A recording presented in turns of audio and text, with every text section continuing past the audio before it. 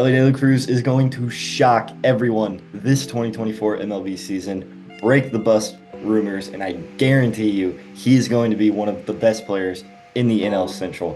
I'm Blake Flynn for TWSN, reminding you to like this video and subscribe for more content from the entire team.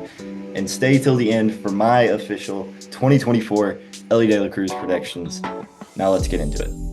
As Elly progressed through the majors last year, he put the entire baseball world on notice. And when the 22-year-old number one prospect, 6'5", shortstop and third baseman from Sabana Grande, De Boya, Dominican Republic, finally made his much anticipated MLB debut, he came out of the gates swinging. In his first 15 games in the league, he had an average of 361 with a 418 OBP, 656 slugging, which are all above the major league average, and had a 182 wins run created plus, including a lot of stellar moments. He hit for the cycle. He stole home. He had a max velocity on a hit of 119.2 miles per hour, which was the third best in all of the MLB, only behind Brave superstar Ronald Acuna Jr.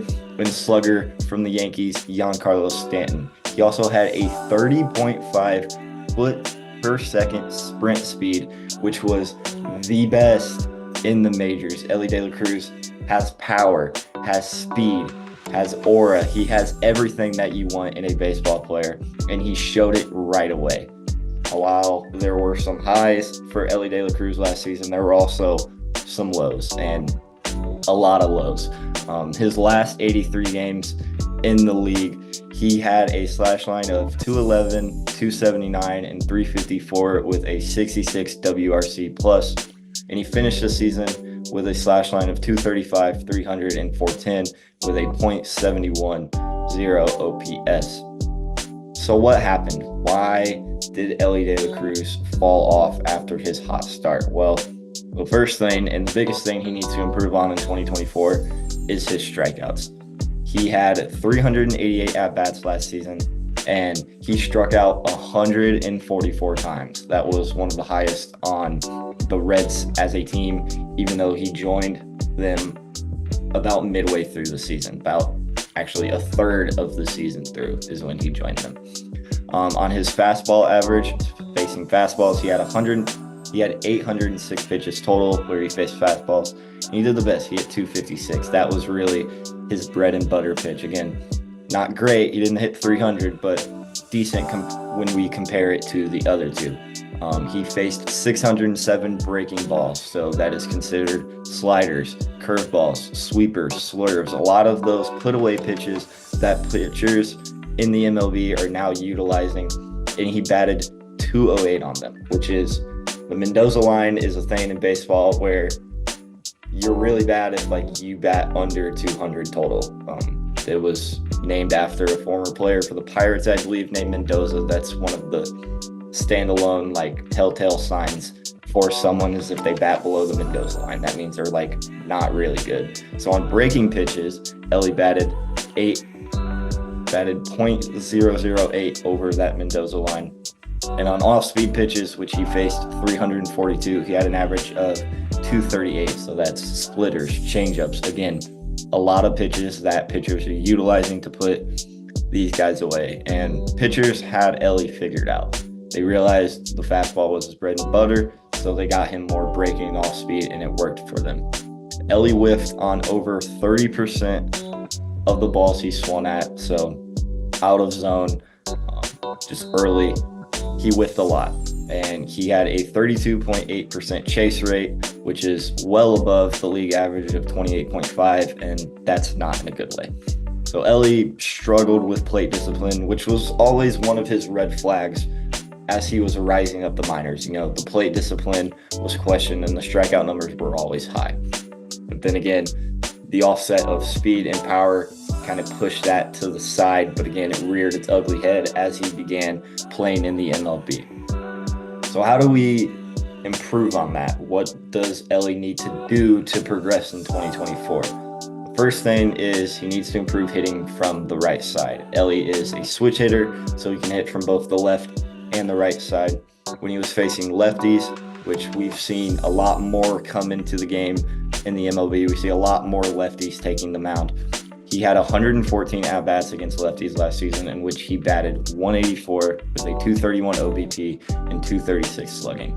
He struggled from the right side of the plate. Now, against righties, where he's batting left in his more natural comfort side, he batted 255 with a 328 OBP and a 471 slugging. So he needs to improve on the right side, or when he's hitting from the right side. That's step number one. Step number two, and the biggest thing that he has been working on this offseason, is a new and improved swing. And we're going to break this down and film a little. So let's play some clips. Let's talk about it. So as you see in this clip, he has this is on a home run, by the way. He has a very large leg kick, a very long stride of a leg kick, a very violent leg kick. It is smooth, but it hinders him at points, and it has struggled. So what did he do this new season? And here's the clip for this season. He completely eliminated the leg kick. It is now just a simple step in front to match with the back foot. And he now also appears more open before he starts his load, before he starts his mechanics. So why would a hitter completely eliminate a leg kick? Well, as a former baseball player myself who struggled immensely at hitting, I went through a lot of things. And the biggest thing I learned is that to eliminate a leg kick helps you with timing. Timing is important because obviously you can't put the bat on the ball if you're not reaching the ball. So eliminating the leg kick allows him to be more on time, allows him to be in his load earlier so that he can immediately meet the ball with the barrel. And the biggest thing is, he's going to lose power. Elly has natural power. He is not going to lose power just simply off taking a leg kick. His hands are fast enough. His swing is explosive enough. He has great exit velocity to where eliminating something major like a leg kick isn't going to hurt him. And we've seen this in spring training already, as through 10 games and 31 plate appearances, he's batting 385 with a 484 OBP and 654 slugging. Again, all above the major league average. Final thing that I think hindered Elly in 2024 is he was never in a set position in the lineup. His first 33 games in the majors, he batted in the cleanup role, so right behind the three hitter. He spent 41 total games there. That was 41% of his games played. He played just shy under 100 games total last season. So it was 41% of his games played. He batted everywhere. As you can see in this graphic, he had 22 games in the leadoff spot, some games in second, 19 games batting third. Again, like we said, those 41 games in the 4-hole, 1 game in fifth, 6th in the 7th hole, 5 games in the 8th hole, and 2 games batting last.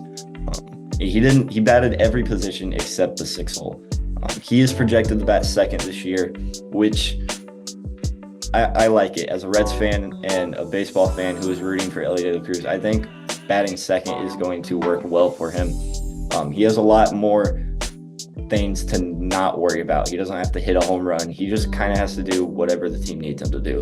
If the guy in front of him, the leadoff hitter, which could be anywhere from TJ Friedl to Matt McClain to even Jonathan India, if they want to throw him up there again, and Jake Fraley, who they also used in the one spot a lot, he can sacrifice him over with a bunt. He can swing away if that person is not on, or he can just try and drive him in immediately. He has a lot less to worry about in the 2 spot, which I think is really going to help him out. And finally, my official predictions for Elly De La Cruz in 2024. Obviously, he needs to improve on those things.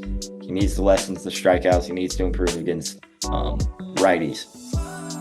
Or he needs to improve against lefties. My official prediction, we think about Elly. Like I said, he has immense power, immense speed. He's going to thrive in Great American Ballpark. It's a very friendly ballpark for hitters, as we've seen in the past. I think he can easily bat over 250, and including the slash line, I think he can go 250 plus, 330 plus, and 770 plus. Elly is going to hit a lot more homers this year. He can be over 20 plus homers. He can also reach 30. And as for stolen bases, which is probably the best part of his game, Elly can easily be a 20-30, 30-30, or 30-40, 40-40 guy if he has success at the plate. Stolen bases aren't going to be a question. It's going to be whether he can hit homers, whether he can hit effectively. So my official projection for Elly De La Cruz is he is going to bat 250 with 20 homers and 40 stolen bases. And just think about it for a second. What does he have to lose? Just ask yourself that. What does Elly De La Cruz have to lose in 2024? Let me know your official predictions for Elly De La Cruz in the comments. Like I said, don't forget to like this video and subscribe to the TWSN YouTube channel for more content. I'm Blake Flynn. Thank you for watching.